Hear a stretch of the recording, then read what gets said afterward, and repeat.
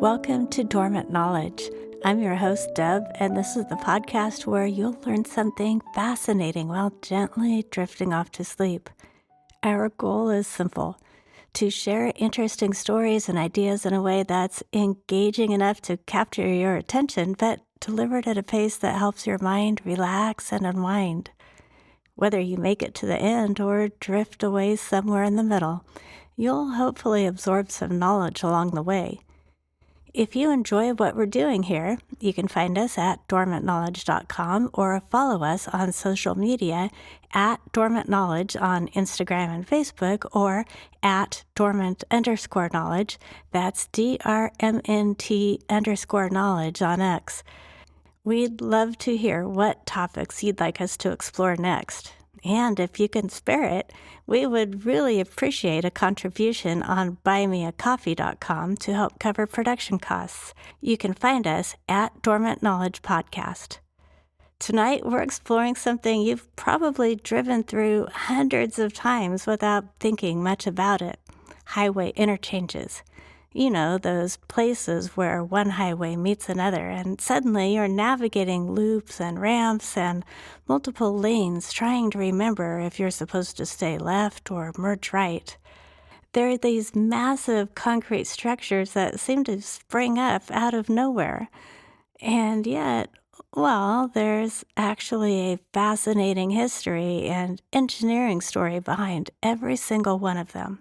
So settle in, get comfortable, and let's begin our journey into the surprisingly compelling world of highway interchanges.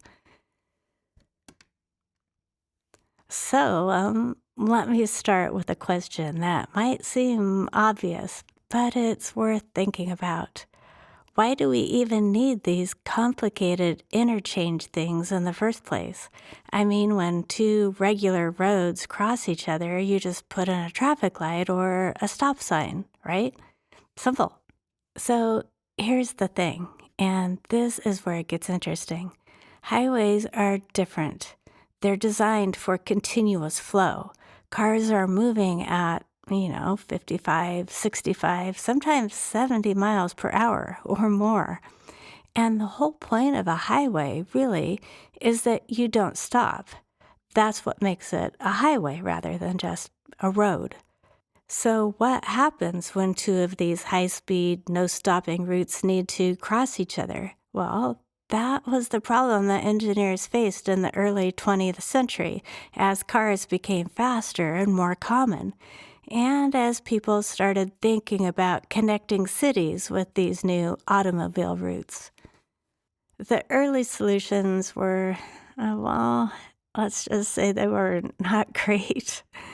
Some places tried putting traffic lights right there on what were supposed to be high-speed roads. You can imagine how that went.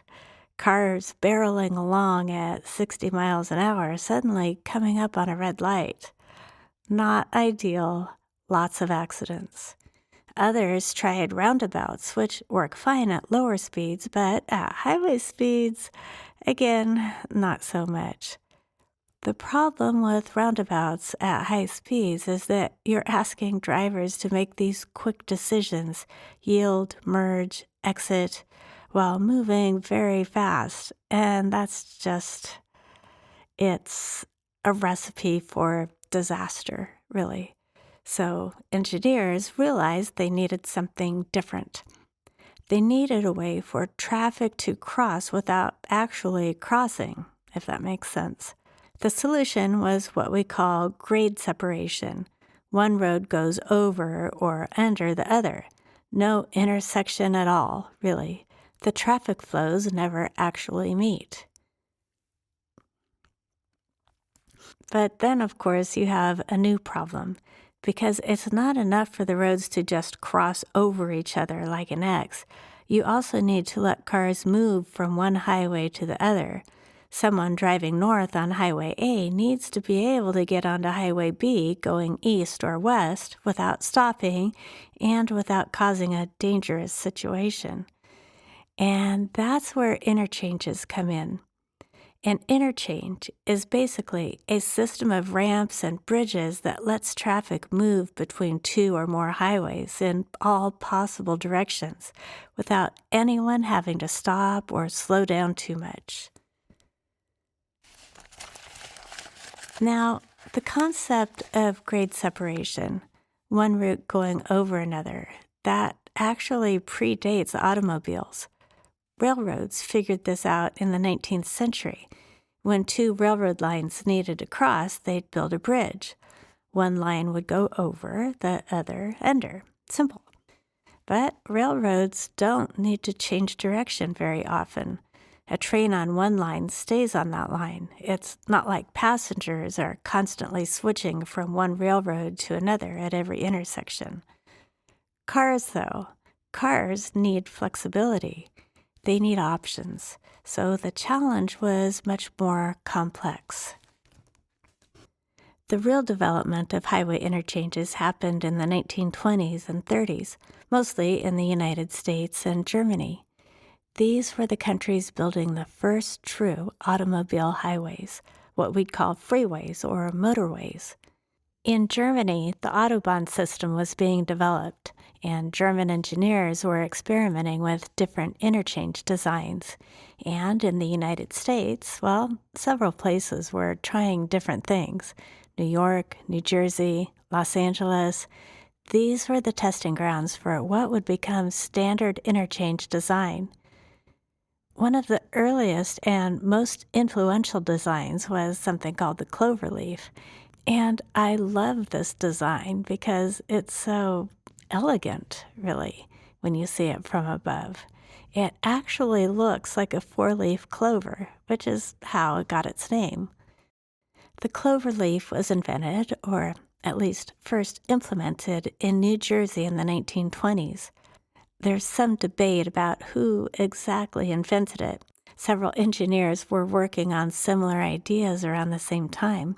But one of the first functioning cloverleaf interchanges was built in Woodbridge, New Jersey, around 1928. And then Robert Moses, who we'll talk about more in a bit, he built several cloverleafs on Long Island in the 1930s. So how does a cloverleaf work? Well, imagine you're looking down at it from above, like you're in an airplane.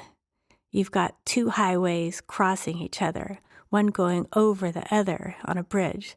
That's your basic grade separation. But then in each of the four quadrants, the four corners where the highways would intersect if they were on the same level, in each of these corners there's a loop, a circular ramp that curves around.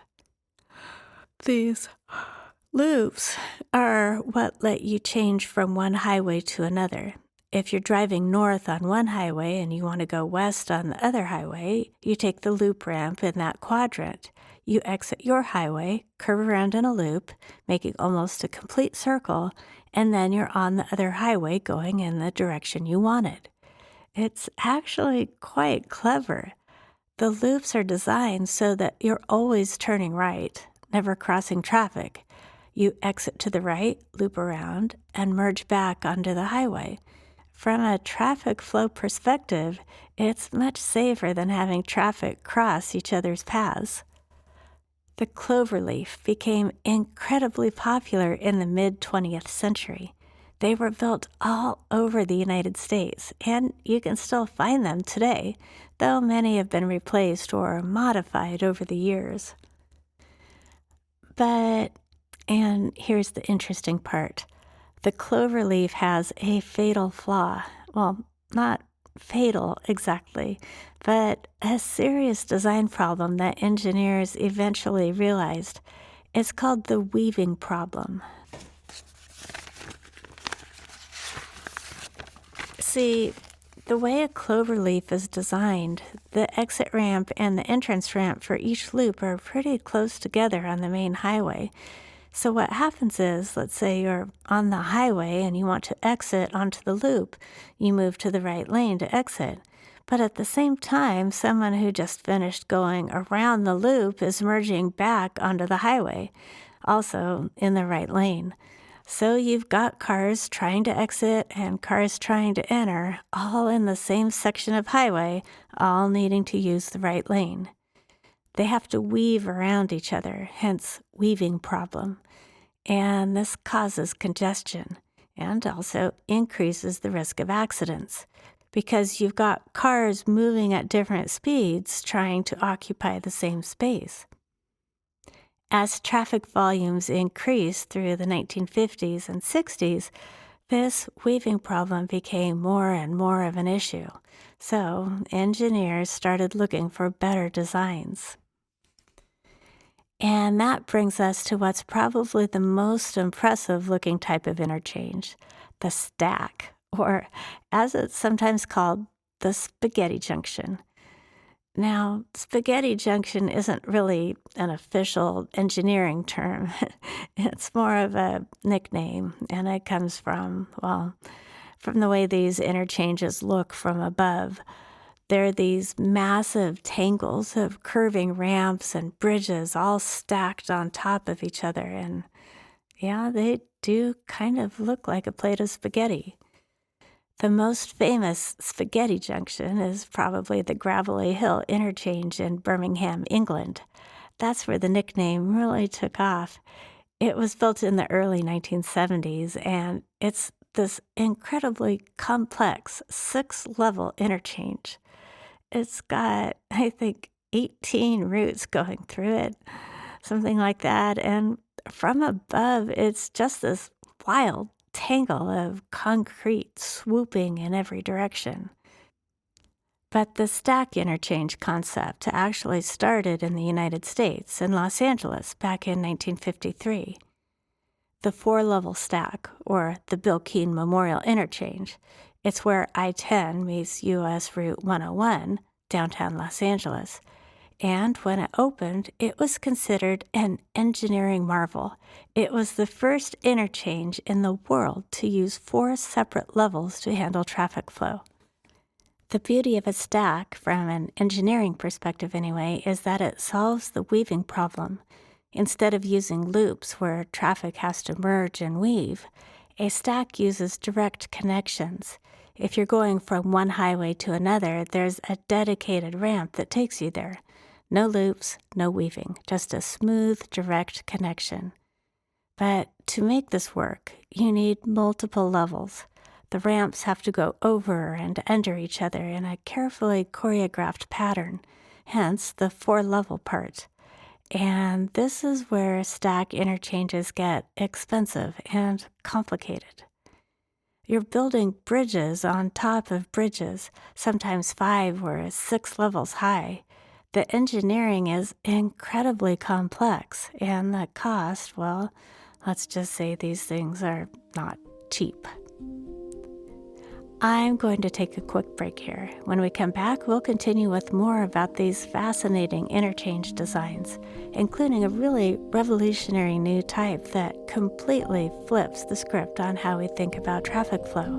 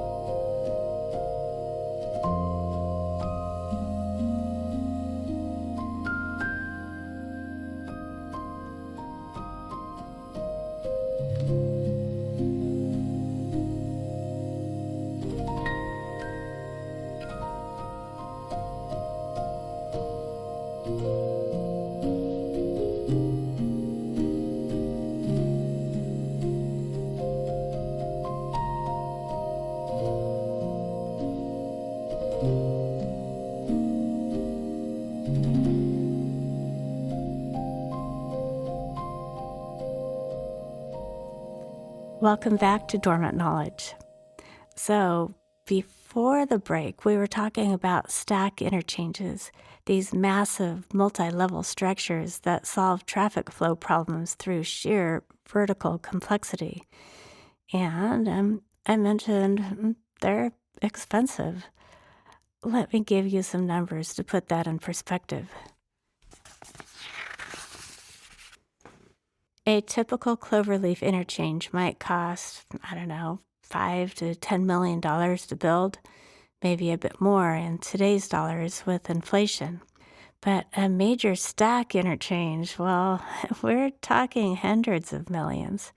The Judge Harry Pregerson interchange in Los Angeles, which is a massive stack that connects several highways, that cost over $1.3 billion when it was built in the 1990s. Billion with a B. And that's just construction costs. You've also got land acquisition, which in urban areas can be incredibly expensive. And then there's ongoing maintenance, which for these massive concrete structures is no small thing. But let's talk about a completely different type of interchange now, one that's much more recent and, honestly, mind-bending when you first encounter it. It's called the diverging diamond interchange, or DDI for short. The diverging diamond is fascinating because it takes everything you think you know about traffic flow and just flips it, literally. And it was only invented, or at least first implemented, in 2009. So this is very new in the history of highway engineering. Here's how it works. And bear with me because it sounds weird at first. You've got a regular highway and there's an overpass, a road that goes over the highway. Pretty standard so far.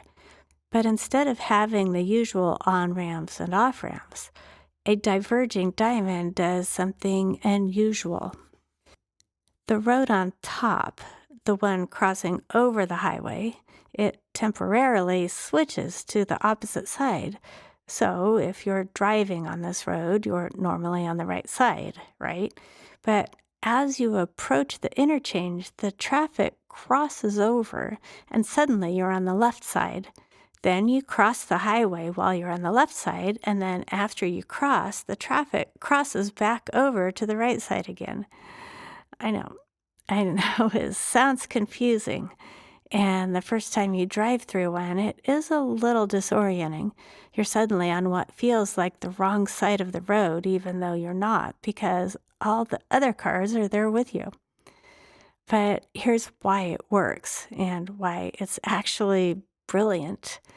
When you're on the left side of the road, making a left turn onto the highway, which is usually the difficult movement that causes backups, becomes easy. You don't have to cross oncoming traffic, you just merge. It's like making a right turn in terms of the traffic pattern, even though directionally you're going left. And the safety statistics on diverging diamonds are remarkable. They've shown significant reduction in accidents compared to traditional interchange designs. Some studies show a 40% reduction in collisions. That's huge. The first diverging diamond in the United States was built in Springfield, Missouri in 2009. And since then, they've spread rapidly. As of, I think, 2024, there are over 100 of them across the U.S. and more being planned. They're especially popular for replacing older, more congested interchanges because they can handle higher traffic volumes in a smaller footprint than traditional designs. There are other new designs too, though the diverging diamond is probably the most notable. There's something called a displaced left turn intersection, which uses a similar principle of moving turning traffic to a different position before the main intersection. And there's the continuous flow intersection, which eliminates the need for left turn signal phases. These modern designs are all about maximizing traffic flow and safety while minimizing the amount of space and infrastructure needed. Because, we're not building as many brand new highways anymore. Most of the interstate system is already built. So now the challenge is making existing interchanges work better. Let's talk about the names of these different interchange types because, well, engineers love their terminology. And some of these names are quite amusing when you think about them. We've already talked about the cloverleaf and the stack, but there are so many others. There's the trumpet interchange, which is used when a smaller road joins a highway. It's called a trumpet because from above it supposedly looks like a trumpet. Though, honestly, you kind of have to squint and use your imagination. Then there's the parclo, which is short for partial cloverleaf. It's basically a cloverleaf, but with only some of the loops, usually used when you don't need full movement in all directions. Engineers love abbreviations, apparently. And then there's the SPUI, that's SPUI, which stands for Single Point Urban Interchange. This is a design where all the turning movements happen at one single point under the bridge. It's space efficient, which makes it popular in built up areas where land is expensive. You've also got the directional T, directional Y, turbine, and windmill interchanges. The turbine is particularly interesting. It's like a cloverleaf, but instead of having complete loops, it has these curved ramps that sweep around at higher speeds. From above, it looks kind of like a turbine blade, hence the name.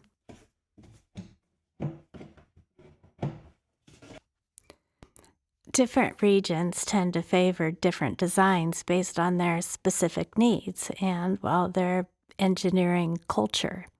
Texas, for example, is famous for building these absolutely massive interchanges. Everything's bigger in Texas, as they say, and that apparently includes highway infrastructure. The High 5 interchange in Dallas, which connects two major highways, has 5 levels.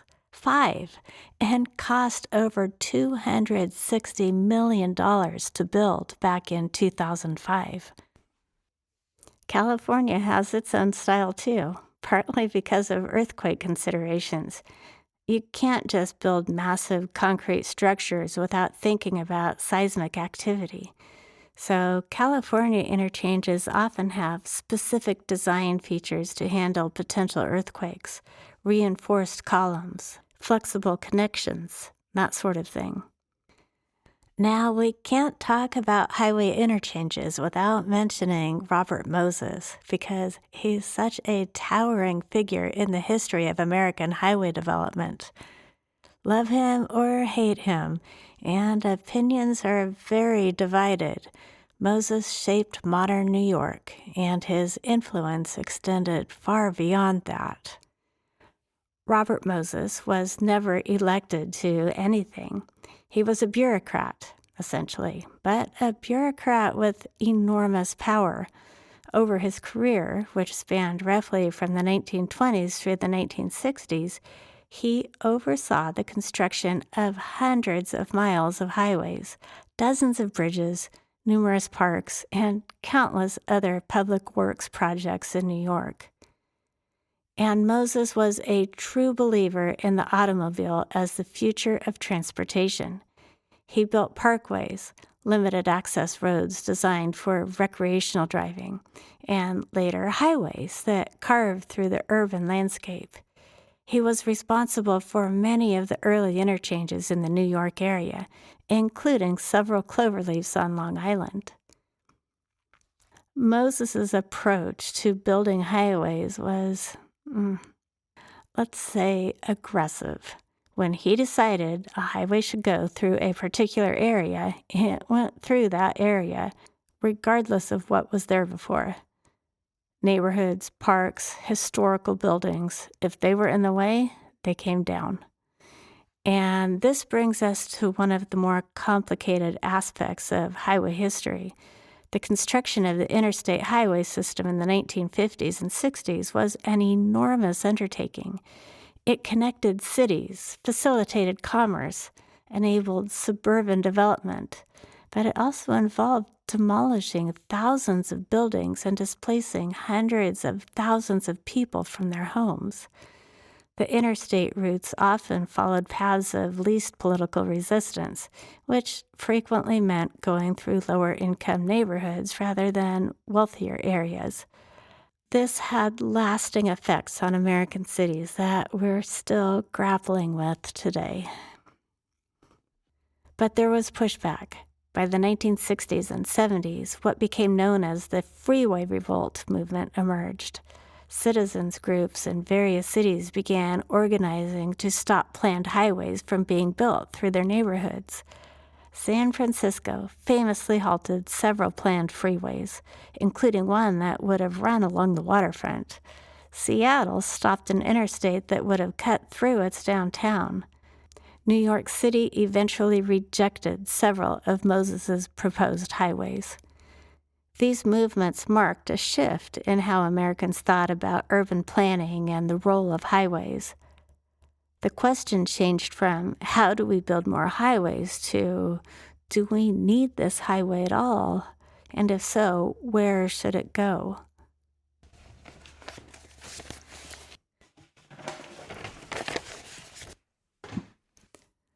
Some cities have even removed highways that were built during this era. San Francisco tore down the Embarcadero Freeway in the 1990s, opening up the waterfront. Boston famously buried its central artery, the Big Dig project that took over a decade and cost over $14 billion. The result is that downtown Boston now has parks and open space where an elevated highway used to be. But let's get back to the engineering side of things, because there's something I find really interesting about the actual construction challenges of building these interchanges. Take drainage, for example. When you build a massive interchange with multiple levels of roadway, you create all these horizontal surfaces that collect water. Rain falls, snow melts, and all that water has to go somewhere. You can't just let it pool on the roadway. That causes hydroplaning and ice formation. So engineers have to design elaborate drainage systems, storm drains, catch basins, retention ponds. And the water that runs off highways isn't clean. It picks up oil, tire particles, road salt, all kinds of pollutants. So there are also environmental considerations about where that runoff goes and how it's treated before it enters rivers or groundwater. Foundation engineering is another challenge. These massive concrete structures weigh thousands of tons. You're building bridges on top of bridges, remember, so the foundation has to be incredibly strong, and it has to be designed for the specific soil conditions at that location. In some places, you're building on bedrock, which is relatively straightforward. In other places, you're building on clay or sand, which can settle over time. And then there's the mathematics of it all, the curves of the ramps, the angles of the merges. These aren't arbitrary. They're carefully calculated based on vehicle speeds, driver reaction times, and the physics of how cars move. For example, when you're designing a merge lane where a ramp joins the main highway, you need to give drivers enough distance to accelerate from ramp speed to highway speed and find a gap in traffic. Too short and it's dangerous. Too long and you're wasting space and money. The typical merge lane is somewhere between 600 and 1,500 feet, depending on the speed differential and traffic volumes. The curves of ramps also have to be designed with specific radius calculations. Too sharp and cars have to slow down too much. Too gentle and you're using a lot of land. And you have to account for the banking, the way the road tilts in the curve, to help vehicles maintain speed through the turn. I'm going to take another short break. When we come back, we'll talk about some of the global variations in interchange design and how these structures connect to broader changes in American life, suburbanization, car culture, and the way we think about distance and time.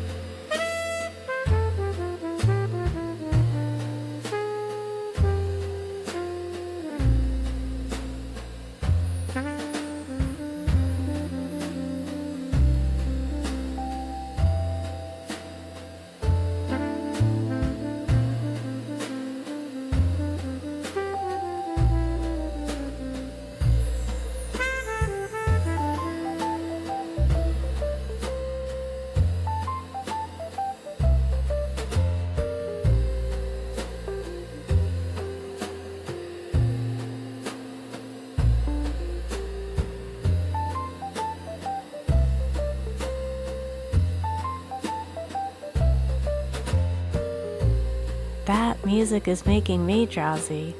If you're still with us, welcome back to Dormant Knowledge. So, one thing that's interesting when you look at highway interchanges around the world is how much they vary based on local conditions and cultural preferences. In Europe, for example, you'll find fewer of these massive multi-level interchanges and more roundabouts. Now, European roundabouts aren't like American ones, where they're just a circular intersection at surface level. European highway roundabouts are often grade separated, with ramps leading up to a circular roadway that's elevated or depressed from the main highway level. These roundabouts handle traffic quite efficiently, and they take up less space than something like a stack interchange. They also tend to be safer because all the traffic is moving in the same direction. No crossing paths, no weaving.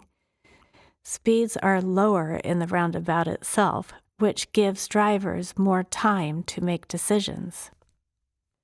Japan has developed some fascinating space-efficient designs because, well, space is at a premium in Japanese cities.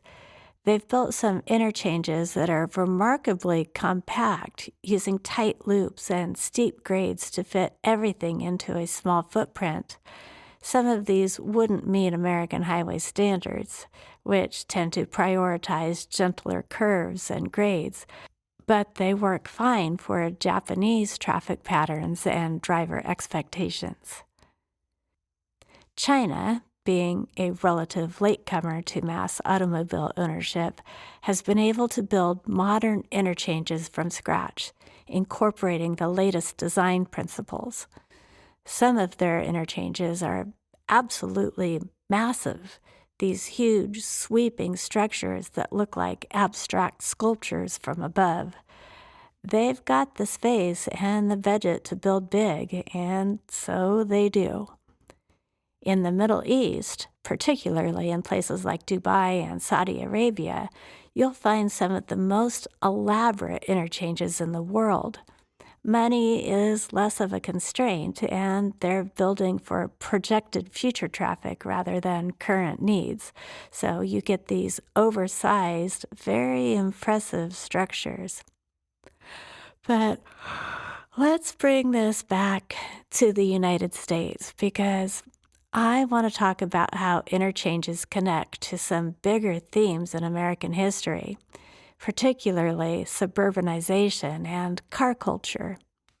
The Interstate Highway System, which was authorized by Congress in 1956, was transformative.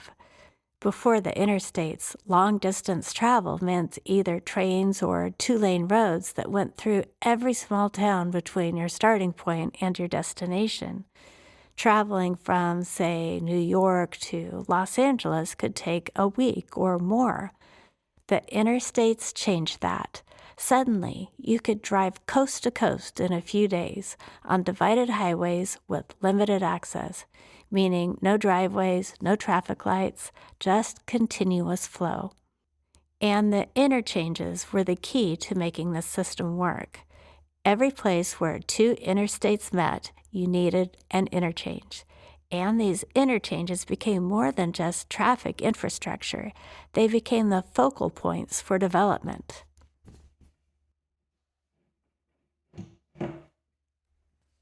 This is where the concept of the edge city comes from.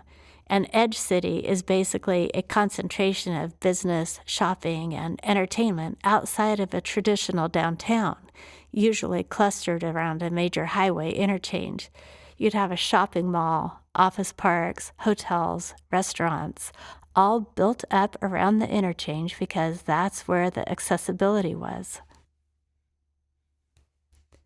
Think about it. If you're a business deciding where to locate, you want to be where people can easily reach you.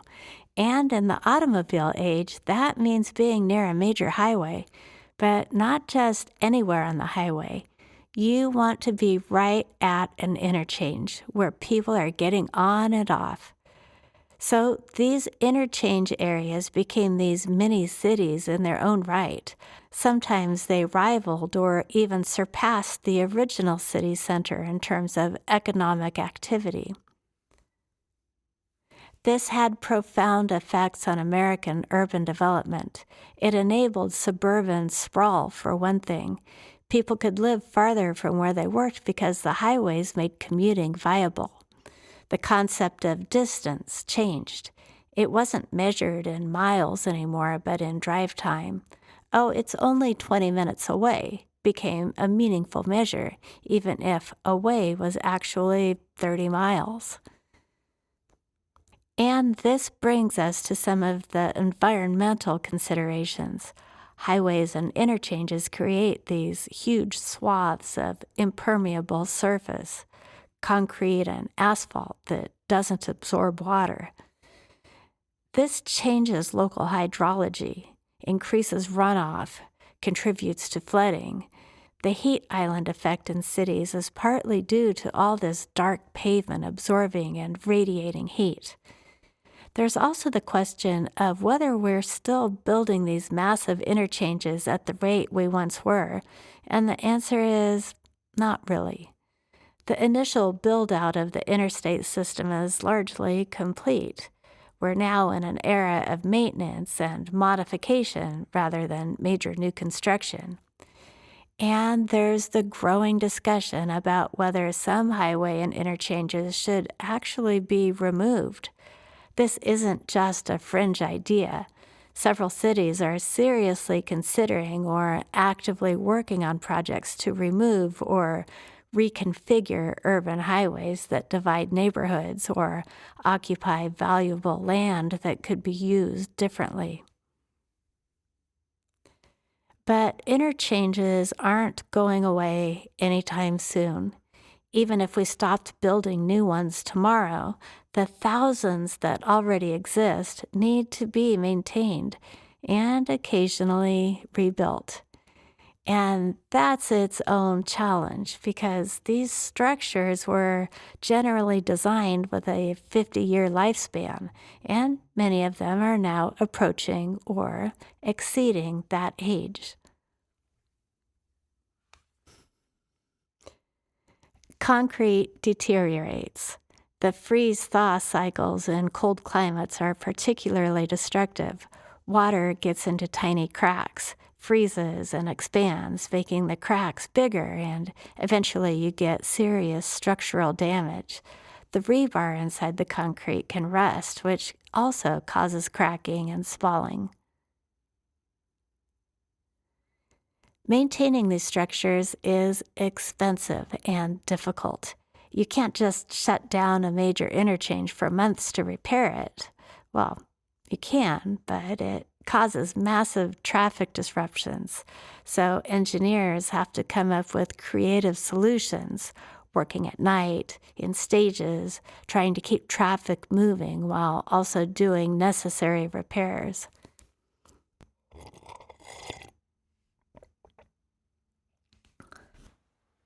Let's talk about the aesthetic dimension of interchanges, because there's an interesting conversation to be had there. Are these structures beautiful, ugly, both? From a certain perspective, there is something aesthetically impressive about a well designed interchange. The curves are mathematically precise. The way the ramps weave over and under each other can be almost graceful in a brutalist sort of way. The massive concrete pillars holding up multiple levels of roadway, there's a kind of industrial beauty to it. Photographers and drone operators have discovered this. There's a whole genre of photography now that focuses on highways and interchanges from above. And some of these images are genuinely striking. The patterns, the symmetry, the sense of scale. It's visually interesting in a way that people don't usually notice when they're driving through these structures at highway speed. Cities, Skylines, the city building video game, has a whole community of players who compete to build the most elaborate and beautiful interchanges. People spend hours designing these intricate, multi level structures that would probably cost billions of dollars in real life, just for the satisfaction of solving the traffic flow puzzle and creating something visually impressive. So there's definitely an aesthetic appreciation for these structures in certain circles, but there's also the opposing view that interchanges are ugly scars on the landscape, brutal concrete structures that divide communities and dominate the visual environment. It's probably fair to say both perspectives have merit. A massive interchange in the middle of a city is certainly imposing, and not necessarily in a good way, but viewed from the right angle or in the right context, there can be a certain beauty to the engineering and the form. Let's look ahead a bit and think about what the future might hold for interchanges. There are a few trends and technologies that could significantly change how we think about these structures. First, there's autonomous vehicles. If cars can drive themselves and communicate with each other, they can potentially handle much closer spacing and more complex merging patterns than human drivers can. This might mean that some of the design principles that currently govern interchange design could be relaxed. You might not need as long merge lanes, for example, if computers are handling the merging instead of humans. Or we might need fewer interchanges altogether if autonomous vehicles can be coordinated through a central system that routes them efficiently. Though I think that's probably a longer term possibility. There's also the concept of smart interchanges with adaptive signals and real time traffic management. Instead of fixed timing on ramp meters, you'd have systems that respond to current traffic conditions, adjusting to keep traffic flowing as smoothly as possible. And there's the climate question. As we think about adapting infrastructure to more extreme weather, heavier rainfall, more intense heat, freeze-thaw cycles in areas that didn't used to experience them, we'll need to design interchanges that can handle these conditions. Some of this will mean rebuilding or retrofitting existing structures. Some of it will mean rethinking how we design new ones. There's also an interesting philosophical question about whether we've reached peak car, the idea that car ownership and usage might have peaked and will decline from here. Younger generations in urban areas seem less interested in car ownership than previous generations. Transit and bike infrastructure is expanding in some cities.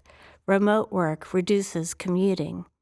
If car usage does decline, what happens to all these interchanges? Do we need to maintain all of them? Could some be simplified or removed? These are questions that transportation planners are starting to grapple with.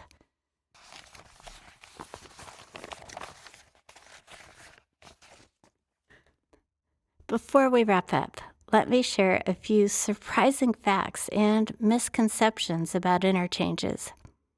There's a persistent legend that the interstate highway system was designed so that 1 mile in every 5 had to be straight and flat to serve as emergency runway for military aircraft. You hear this one a lot, but it's not actually true.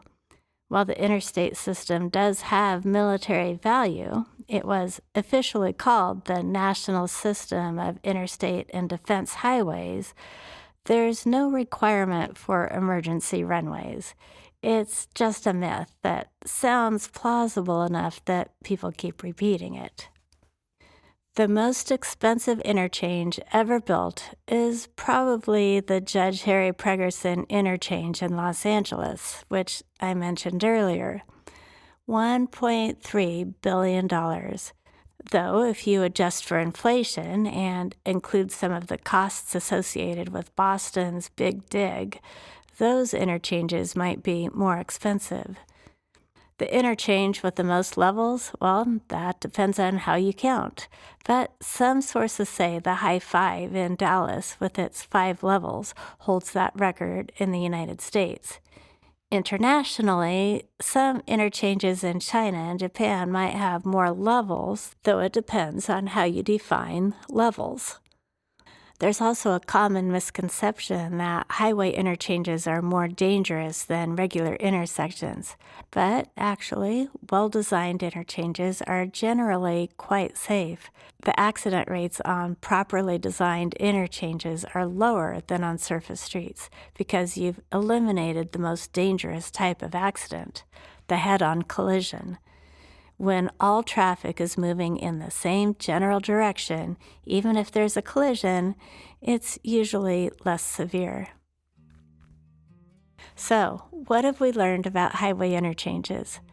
They're these fascinating pieces of infrastructure that we mostly take for granted, but they represent decades of engineering evolution. From the early cloverleafs to the massive stacks to the innovative diverging diamonds, each design solves specific problems in traffic flow.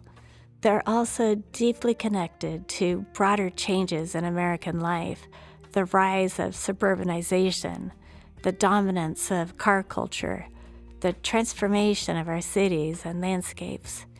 They enabled a particular way of living and moving through space that defined much of 20th century America. And they're not static. They continue to evolve as engineers develop new designs and as we grapple with questions about maintenance, sustainability, and whether the future will be as car-centric as the past. The next time you're driving through a major interchange, navigating those curves and ramps, maybe feeling briefly disoriented about which lane you should be in, maybe you'll think about the engineers who designed it, the workers who built it, and the complex dance of traffic flow that's happening all around you. It's infrastructure we tend to ignore, but there's really quite a bit going on there. Thank you for listening to Dormant Knowledge. If you're still awake and hearing my voice, I appreciate your attention. But if you've drifted off to sleep somewhere along the way, which was partly the goal, then you won't hear me say this anyway. Either way, I hope some knowledge about highway interchanges has made its way into your consciousness or perhaps your dreams. Until next time, this is Deb, wishing you restful nights and curious days.